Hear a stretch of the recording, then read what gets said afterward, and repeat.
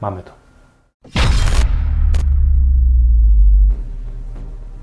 Zaznaczam, że w dzisiejszych wywodach skupiam się bardziej na współczesnych aparatach, nie na tych analogowych, bo jest mała różnica. Matryca, film. Zacznijmy. Migawka jest ogólnie jednym z 3 elementów, które wpływają na ekspozycję. Migawka jest raz, ISO jest 2, przesłona jest 3. Dzisiaj się skupimy tylko na tym pierwszym. Jak to działa w praktyce? Ogólnie tak, jak mamy matrycę, matryca jest zbiorem punktów światłoczułych, które zbierają światło.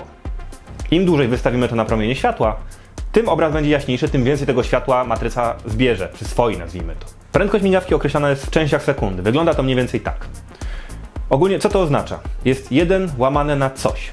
Im ten coś, ta druga liczba jest większa, tym krótszy jest czas naświetlania. Tym krócej matryca zbiera to światło, a to oznacza z kolei, że zdjęcie będzie ciemniejsze. Jakie w ogóle mamy rodzaje migawek w aparatach? Tak naprawdę wyróżnia się 2 podstawowe, bo trzeci to jest połączenie tak naprawdę obu. Migawka cyfrowa i migawka mechaniczna. Migawka cyfrowa jest stosowana w telefonach komórkowych oraz w aparatach kompaktowych. Migawka mechaniczna zaś stosowana jest tak naprawdę w lustrzankach i w droższych aparatach bezlusterkowych.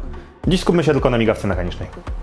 Jak działa migawka? Migawka działa ogólnie w ten sposób, że kiedy naciśniemy przycisk spustu migawki, opada jedna kurtyna, zaraz za nią druga, w pewnym konkretnym, określonym czasie. Ten czas jest właśnie uwarunkowany tym, o czym przed chwilą mówiłem. I tutaj w zależności, jak długi jest czas między opadającą kurtyną pierwszą a drugą, jak długa jest ta luka, tak długo matryca jest naświetlana. A to oznacza, że tak długo będzie po prostu padało na to światło, zdjęcie będzie jaśniejsze, więcej po prostu informacji matryca zbierze.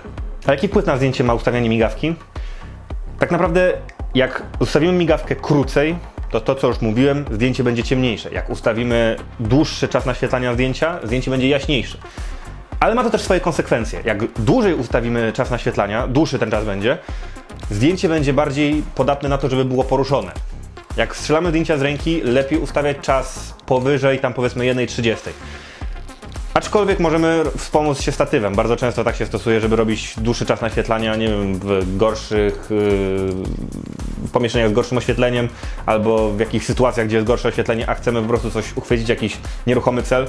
Wtedy jak najbardziej stosuje się dłuższe czasy naświetlania, ma to sens i naprawdę robi to robotę. W przypadku krótszych czasów naświetlania, no to jest na przykład do zdjęć dynamicznych lepiej wykorzystywane. Zdjęcia w ruchu, jak na przykład takie, czy takie. Tego typu ujęcia można osiągnąć tylko i wyłącznie przy krótkim czasie naświetlania. Długi czas naświetlania da nam na przykład takie zdjęcie. A w ramach ciekawostki na zakończenie, tak wyglądała migawka kiedyś. Bum! Wiecie co z tym robić, dalej nie zanudzam. Dziękuję za uwagę.